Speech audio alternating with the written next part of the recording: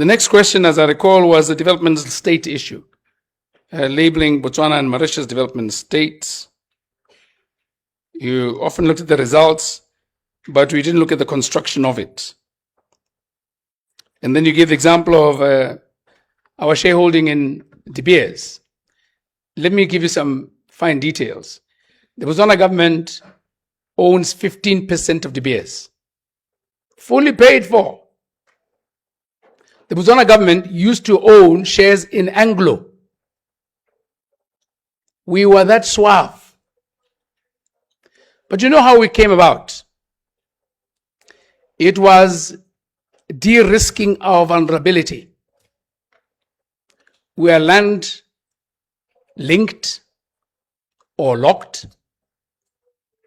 We, for the longest part, early on in our formation, was surrounded except for 400 meters by white hostile regimes. We had the resource that they wanted so badly. We promulgated a policy of non-racial discrimination and democratic dispensation, mixed economy. And so in the negotiation to get what they wanted, they had to give something. So whenever you negotiate, you don't ask for the nails that could be cut off. You ask for vital organs. So we launched ourselves in there. And we were total novices. We knew nothing about mining. We knew nothing about diamonds. So we sought to deepen ourselves so we can learn. And we reinvested a lot of that revenue in training and capacity development. We have actually made mistakes. We've learned from them. And I here, having lost the elections in 2024, are an example of what can happen when you push, perhaps arguably too far. But I have no regrets. And at another time, when the opportunity arises, I am going to document this because there are lessons to be drawn.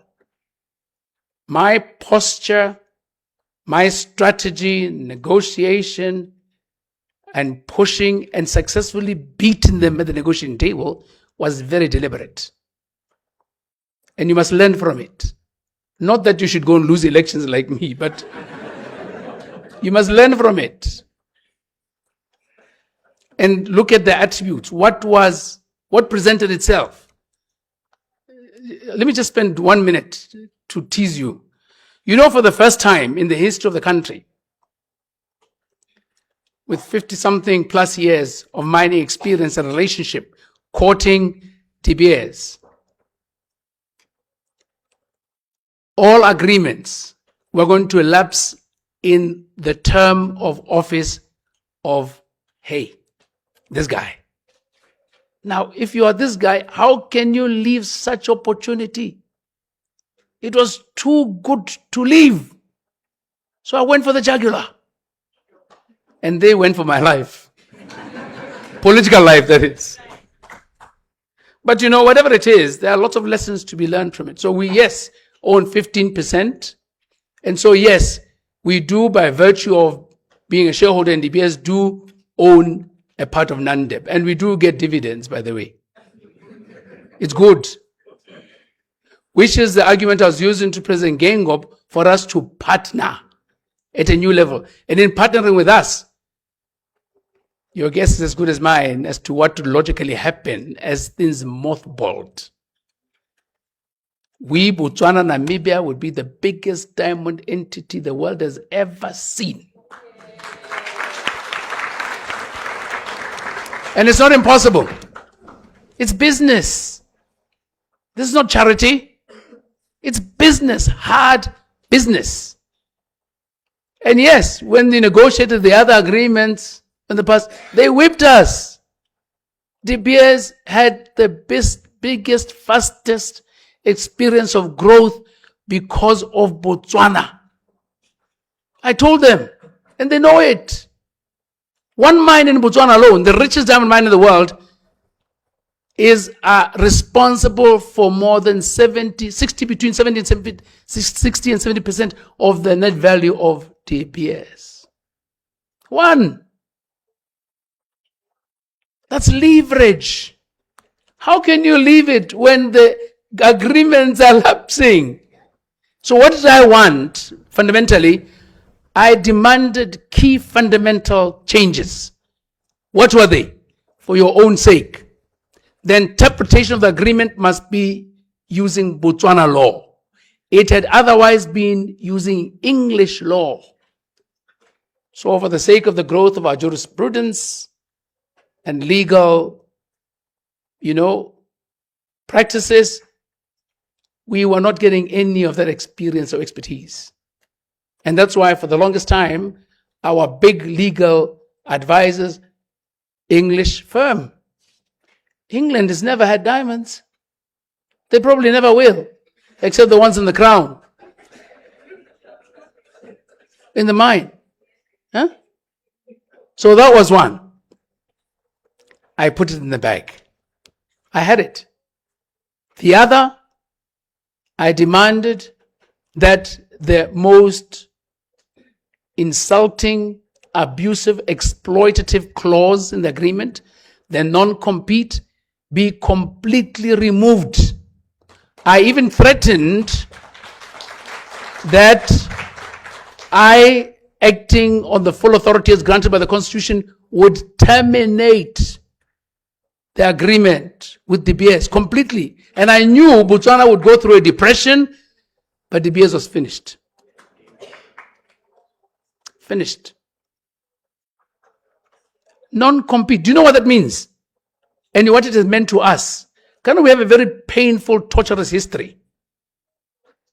Since mining began in 1967 or thereabouts of diamonds, DBS not only enjoyed 100% allocation of all our diamonds, but with this non-compete clause, it meant that we could never gain anything more than 15% of the potential value of our diamonds. All this time, all that we did with the developmental state was coming from revenue that did not exceed 15% of the potential value of our diamonds because of the clause. What did it do for DBS? In turn, they gained 85% of the potential value of diamonds. A corporation that did not own any country or diamond resource. You come with a herd of cattle, for you who are cattlemen. I'm a cattleman, very proud. Beef, 10 of them. And you employ a skilled herdsman called DBS. And then you can only get 15% of them. Or let me make it easier. Let's say the cattle are 100. You employ a skilled herdsman called DBS. And then they tell you you cannot get more than 15 of these cows that are yours. We take 85. Where's the logic? You employ them. They were marketing as labor. Hey, give me a job. You give them a job. You started by owning 100. As soon as you lock in the agreement of an employment contract, the one that Swapo fought for 19, was it 29 or something? Huh? The one that 22 or something, that uprising. The labor contract. As soon as the labor contract is signed, they own 85 of them. Huh? What kind of farmer are you? That was very offensive. Knocked it out. But non-compete also meant that we could not participate in the value chain, the value addition, the intellectual capital, and so on and on. I don't want to bore you with it, right?